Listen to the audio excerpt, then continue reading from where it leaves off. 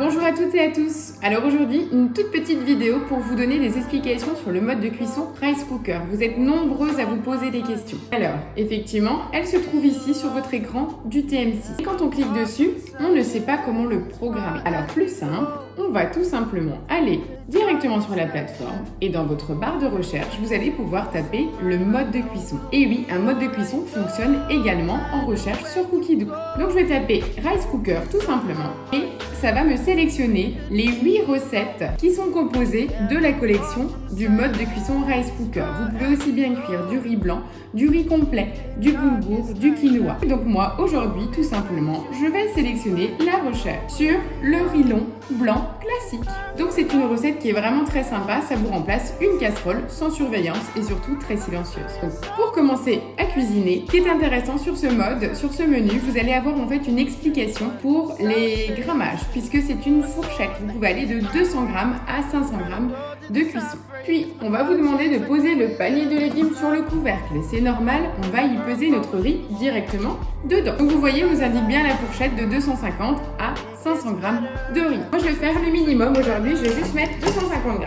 Donc là, on nous demande bien de rincer notre riz. Et ça, c'est une étape primordiale. C'est également primordial quand vous le cuisez, toujours dans votre petit panier en mode vapeur. Donc là, je vais juste rincer mon riz. Là, c'est souvent là où il y a l'incompréhension. On nous demande de mettre le riz rincé. Alors, bien entendu, on va transvaser notre riz directement dans notre bol. D'accord? On ne va pas poser notre panier sur le dessus, parce que j'ai déjà des clientes à qui c'est arrivé, ça ne cuira pas. On est bien d'accord. On va tout simplement ouvrir son bol, transvaser le riz rincé dans le bol.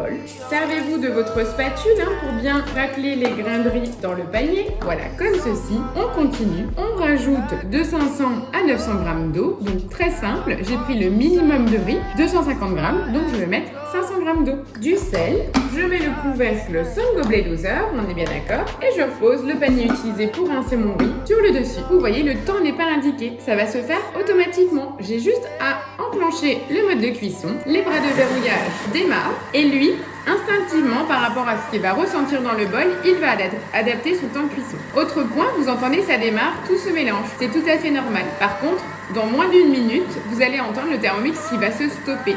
Et ça, c'est l'avantage du nouveau mode de cuisson au TM6 puisque les couteaux s'arrêtent. Donc, vous n'entendrez plus rien, ni le moteur, ni rien de votre Thermomix. On aura juste le dégagement de vapeur qui sera également stoppé par le petit panier.